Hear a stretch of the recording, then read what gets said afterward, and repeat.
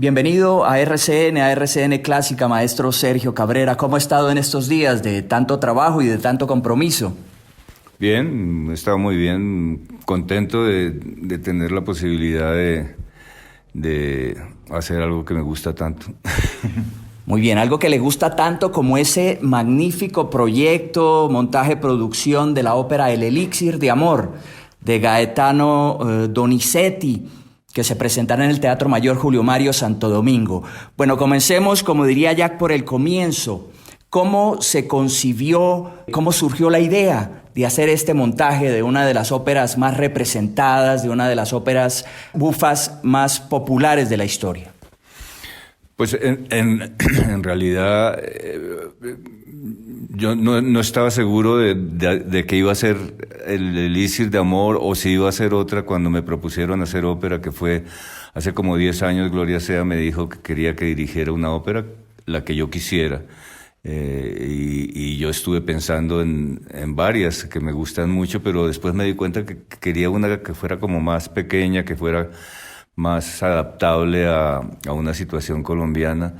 Y entonces me decidí por el Elixir de Amor porque me di cuenta que era una historia que podía suceder en Barichara o en Villa de Leyva o en cualquier pueblito colombiano. Pero después, cuando empecé a trabajar el texto, me di cuenta de un detalle bonito, que en el libreto musical de la obra dice: la acción transcurre en un pequeño pueblo del País Vasco. Y un pequeño pueblo del País Vasco en 1940 era el fin del mundo. Eso era lo más lejos posible que Donizetti se podía imaginar. Realmente la ópera casi siempre, cuando la representan en su versión clásica, la presentan en una aldea italiana, pero el deseo o la idea del libretista era un pequeño pueblo. Entonces dije, pero ¿qué más aleja? Digamos, podía ser Barichara, pero dije, no, algo más lejano.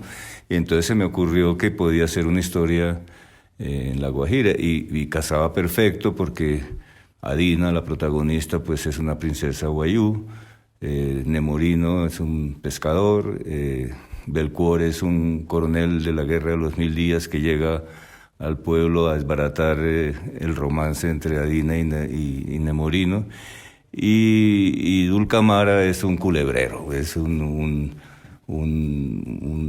culebrero que llega vendiendo brebajes, y todo casaba muy bien, muy bien, como porque yo he visto muchas veces el Elixir de Amor en vivo y en videos, y es una de las óperas que más sitúan en diferentes situaciones, ¿no? Yo he visto una versión dirigida por Rolando Villazón y cantando él mismo, que sucede en Hollywood, en un set de rodaje donde están rodando en un western.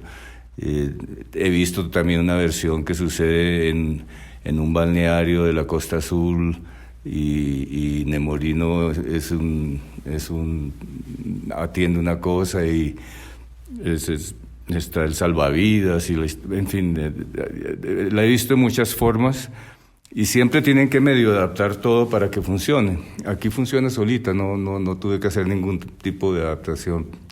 La historia puede suceder perfectamente en Colombia, pues en este caso al final del siglo XIX, pero podría suceder también hoy en día en La Guajira. Algunos directores de cine importantes como usted han sido directores escénicos de algunas óperas. A algunos les puede parecer extraño, pero además sorprendente y magnífica que un director de su talla, que Sergio Cabrera, sea el director de escena del Elixir de Amor. Pero como usted lo decía, ya habían intentado, Gloria Sea había intentado convencerlo, habían estado mirando, pero no se habían dado las posibilidades. Pareciera, ¿cómo lo convencieron en esta ocasión? No, a mí Gloria, desde que me lo propuso, me convenció. Me pareció lindísimo, pues arriesgado, pero bonito hacer el experimento de dirigir una ópera, y efectivamente grandes directores que yo admiro, como, para arrancar, Bergman, Visconti, Salieri, Rossi. O sea, muchos directores incursionan, me imagino que son directores que les gusta la ópera y que, como a mí, y entonces dirigir ópera es un privilegio, tienes ahí, estás ensayando durante un montón de días y escuchando arias maravillosas en unas voces maravillosas y haciendo el trabajo que uno sabe hacer, que es poner en escena, aunque es más complejo que eso, ¿no? Pero es casi más complejo que dirigir una película, porque claro, hay muchas restricciones, pues musicales, técnicas, artísticas, pero finalmente o sea, yo cuando me propuso Glorias, inmediatamente le dije que sí, que claro que me interesaba mucho, pero no lo aplazamos varias veces porque se atravesaban películas, pues rodajes o de series o de películas, o después viajé a España y ya Gloria murió, y fue realmente hace 3 años que René Coronado, me encontré con René Coronado en Madrid y me dijo que por qué no hacíamos realidad ese sueño de Gloria de que yo dirigiera una ópera. Y yo dije, bueno, listo, vamos. Y se atravesó la pandemia hasta ahora que finalmente se pudo. Y debe ser muy complejo porque uno piensa, bueno, ¿qué lazos comunicantes o qué referentes puede haber entre el compositor Donizetti, entre un pequeño pueblo del País Vasco, siglo XVIII, siglo XIX, la Colombia contemporánea del siglo XXI? ¿Cómo se le ocurrió y cómo está articulando esas aparentemente diferencias o distancias que hay en el tiempo, en el espacio, en la cultura, en la idiosincrasia? No, en un proyecto como este, pues igual que en todos los proyectos, la clave está en tener en la imaginación claridad de qué es lo que quieres hacer. O sea, yo cuando voy a dirigir una película, pues yo solo arranco a dirigir cuando ya la he visto en mi cabeza, cuando yo ya vi la película, y entonces trato de volver realidad todo lo que he imaginado y que lo he soñado, y al final la película es solamente lo que logré salvar de la idea original, que en el proceso va deteriorándose y va perdiendo. No todo lo que uno imagina se puede hacer, pero finalmente lo que queda es lo que uno logró salvar de la idea original. En la ópera es igual, ¿entiendes? Yo me imaginé, hace ya 6 meses me imaginé yo ya vi la ópera, el Elixir de Amor en versión guayú, ya lo vi, y lo que he tenido que hacer es ir cediendo en algunas cosas, ir fortaleciendo otras, ir buscando, porque finalmente es un ejercicio ecléctico de mezclar una obra en italiano del siglo XIX con la realidad de guayú, pero es un juego que mucha gente juega y yo también lo quiero jugar, ¿no? El juego de trasladar historias del pasado al presente, o historias de otros países al de uno. Es un juego muy bonito. De la ópera se ha dicho que es el gran arte de todas las artes y que incluye muchas otras, por supuesto, la música, el canto, el cine, el teatro, la escenografía. ¿Cómo se articulan todos esos elementos en una ópera en la que la música y el canto pues son elementos, son componentes fundamentales junto con la escena que permite que toda esa historia se materialice en un escenario? Pues es un trabajo de equipo. O sea, realmente la ópera en general, todas las artes escénicas son trabajos de equipo. Yo, por ejemplo, con el escenógrafo Felipe Doté, estoy trabajando hace 6 meses con diseños concretos, negociando si queremos más aristas o menos, si quiero más arena o menos, si quiero más piedras o menos, si quiero más ranchos o menos.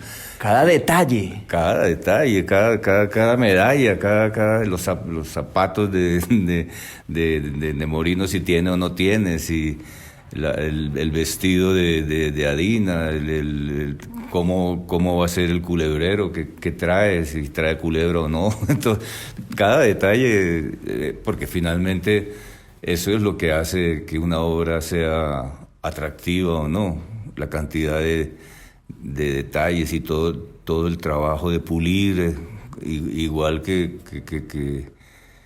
no sé, que cuando se pule una escultura, son muchos detalles y como te digo, es un trabajo de equipo del director de la orquesta, de los solistas, del coro, del director del coro, sí, son maquillaje, vestuario, todo, ahí no se improvisa nada, ¿no? Y todo esto surge y es posible porque usted ha sido desde siempre un gran aficionado a la ópera. Inclusive hay un episodio que usted ha contado y que me gustaría que nos lo recordara en la guerrilla, cuando usted militó en la guerrilla y que usted estaba escuchando ópera por la noche en el monte. Sí, ahí en el libro, fíjate, yo no me hubiera acordado de ese incidente si en el libro no lo mencionara Juan Gabriel Vázquez. Volver la vista atrás. En Volver la vista atrás hay un episodio en que yo tenía un comandante que me la tenía montada, porque consideraba que yo era un niño pequeño, burgués, que no merecía. O sea, me maltrataba para forjarme, decía él, pero en realidad me estaba humillando con mucha frecuencia. Entonces, teníamos, mi guerrilla éramos más o menos 12 personas y teníamos un radio transistor para escuchar las noticias, pero como no había muchas pilas, baterías para el radio, entonces solo se oían las noticias y ya se apagaba. Pero un día que yo tenía el radio así en el pecho, estaba en la hamaca, cuando fui a apagar el radio me equivoqué de botoncito y en vez de apagarlo cambié la emisora y ¡pum!, cayó en Radio Nacional y oí que estaban en una área de la Traviata y le bajé rapidito el volumen y me puse a escuchar así bajitito el área de la Traviata.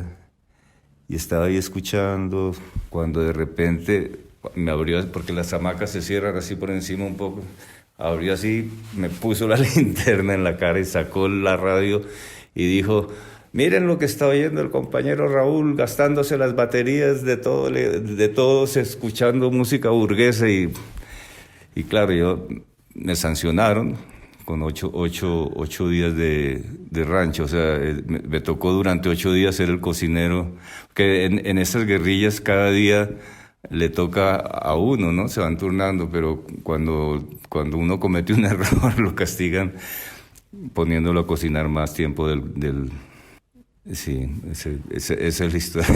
¿Cómo le parece? Y tiene que ver, Sergio, también con ese mito o con ese prejuicio que existe de que la ópera o la música clásica es, como dice el lema, para una inmensa minoría. Lamentablemente, digamos que este no es un gusto masivo, el de la ópera, pero qué bueno sería que cada vez más la gente conociera, entendiera un poco y disfrutara la ópera. Muchas veces no es porque no les guste, sino porque no se atreven a ir, a vivirla, a disfrutarla. Sí, en realidad, pues sí, es un espectáculo elitista porque es caro. Montar las óperas es caro y desde luego las boletas son caras. Pero si la gente pudiera ir a la ópera, yo estoy seguro que les gustaría. Que no es posible que alguien vea una ópera como el Elixir de Amor y salga diciendo que no le gustó. Es que no es posible, porque son espectáculos maravillosos, con cantantes maravillosos, con decorados, vestuario, escenografía. Las historias son bellísimas. Entonces, no, la gente que dice que no le gusta la ópera probablemente es porque nunca han estado en una ópera. Y sí, oír un pedacito de una ópera no es tan emocionante como ver toda la historia completa, cómo se va desarrollando y por qué cantan como cantan. Pero sí, ojalá. De hecho, aquí en Colombia, pues en Bogotá por lo menos se está haciendo un gran esfuerzo. Hay ese Ópera al Parque donde hacen como óperas más portátiles para que la gente. Pero lo normal es que alguien que le guste la música, que le guste el reggaetón y todo eso, también vea algo tan maravilloso y unas voces tan bonitas, es que tiene que gustarles, claro. Sí, por supuesto. En el libreto, en la historia original, esa pócima, esa poción del elixir de amor era vino de Burdeos.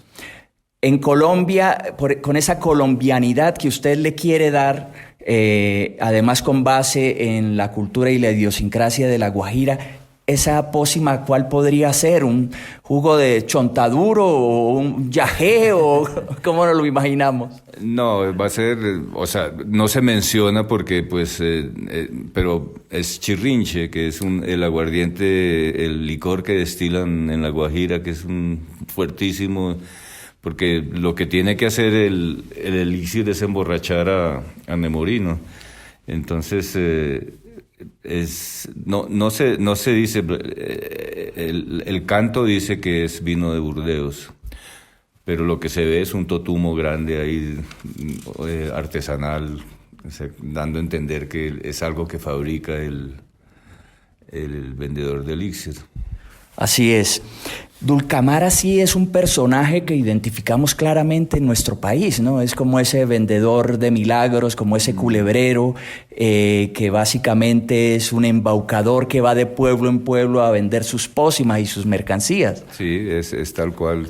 En nuestro elixir es una mezcla de chamán y culebrero, porque él por cada pueblo que pasa va como cogiendo cosas de los pueblos, entonces su indumentaria ya es bien vistosa y es un pícaro como... O sea, yo en la estrategia del Caracol, el personaje que cuenta la historia de la película es un culebrero. O sea, entonces mi idea cuando hice la película era, pues, como es tan increíble lo que sucede en la película, pues increíble que un grupo de 40 personas se lleve una casa en una grúa de madera y en carretas de caballos, pues es increíble, pero como lo cuenta el culebrero, entonces se vuelve creíble, porque uno cree lo que él está diciendo. Lo que realmente sucede en la película es bien difícil de creer. Claro, y algunos de los personajes realmente, a pesar de las diferencias de épocas y de países y de culturas, pues representan como una particularidad del alma humana, ¿no? Es el campesino nemorino, enamorado de Adina, que lo desprecia, el Dulcamara, del que ya hablábamos, el sargento, el oficial, con toda su soberbia, que llega a arrebatar el amor de Adina. Eso representa un poco una particularidad del alma humana. Sí, yo creo que una de las razones por las que el Elixir de Amor es una ópera tan popular es porque lo que se cuenta ahí sucede con mucha frecuencia, ¿no? O sea, de cómo un amor truncado por un recién llegado puede recomponerse gracias al azar, porque en realidad lo que sucede es que muere el tío millonario. O sea, no es el elixir lo que salva el amor. O sea, es que no deberíamos contar mucho por si alguien no la ha visto. De acuerdo. Dejemos ese pequeño espacio al suspenso y a la expectativa.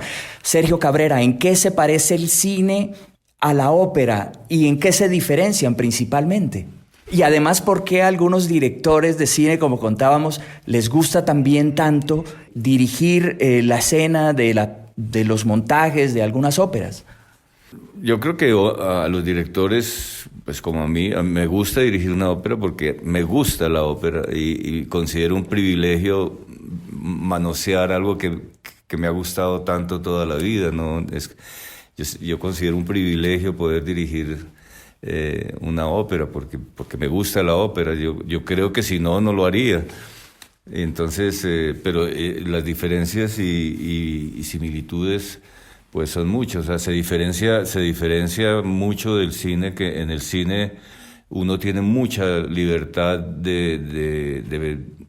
con los diálogos, con los personajes, uno los puede transformar con los movimientos.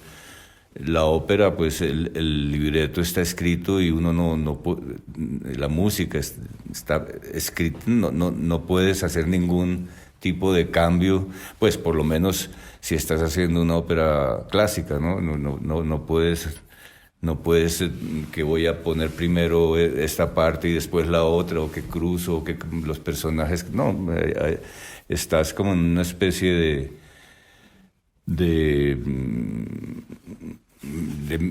¿cómo se llama?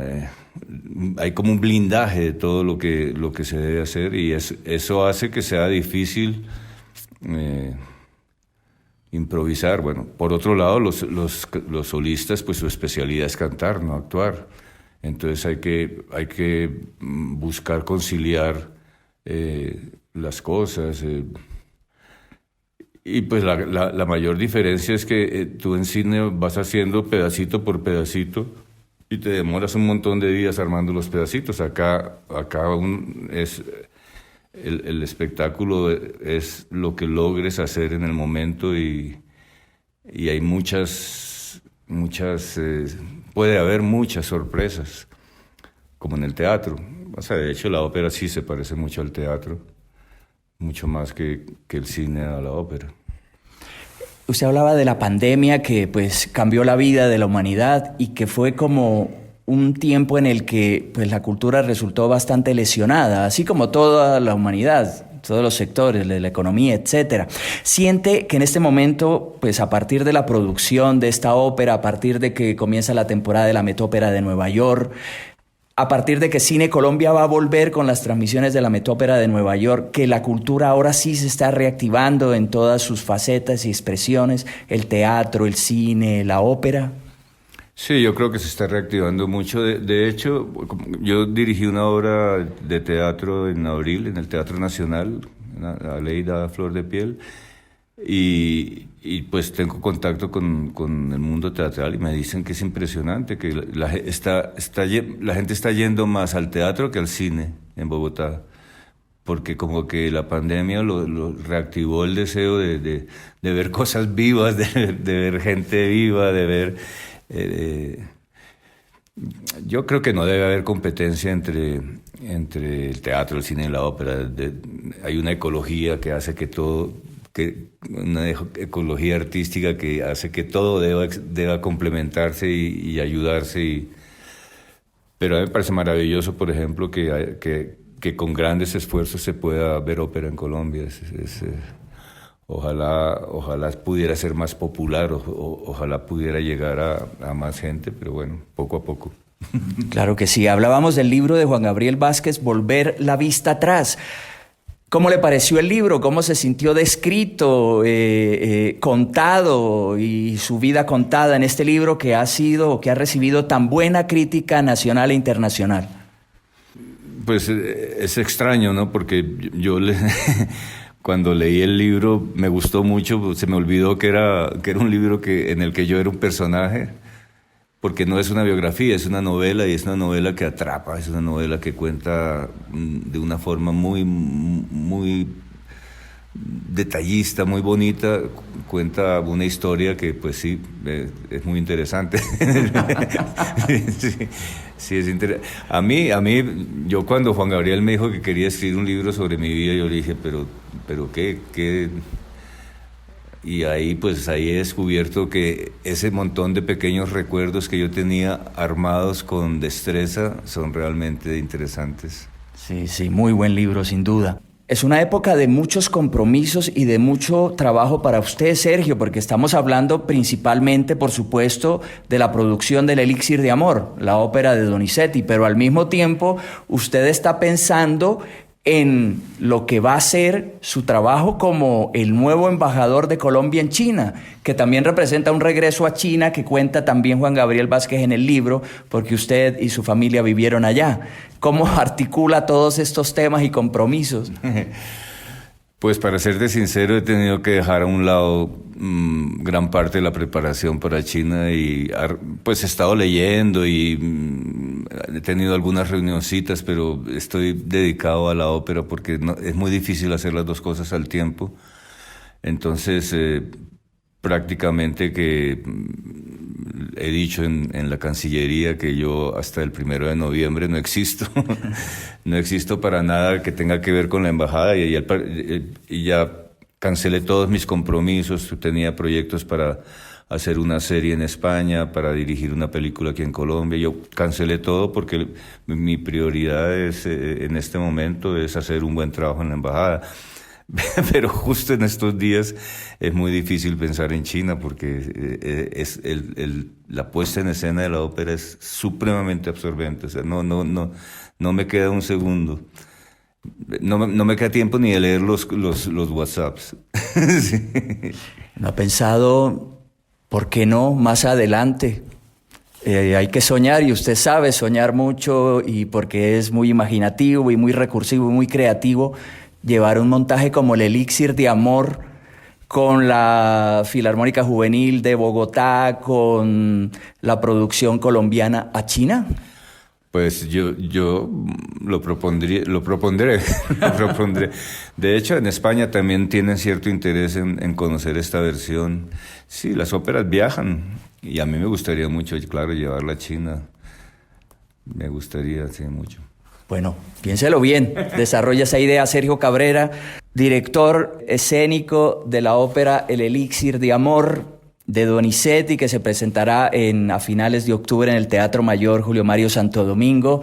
Todos lo conocemos, no hay necesidad de hablar de la gran obra cinematográfica de televisión de Sergio Cabrera. Muchas gracias por este diálogo con RCN Clásica, y que el Elixir de Amor de verdad sea un verdadero elixir cultural en esta etapa de reactivación de la cultura en nuestro país. Muchas gracias, de verdad, un placer haber tenido esta conversación y ojalá aprovechen este 26, 28 y 30 y vayan a ver lo que es una ópera en vivo. Bueno, Sergio, muchas gracias y éxitos. Muchas gracias.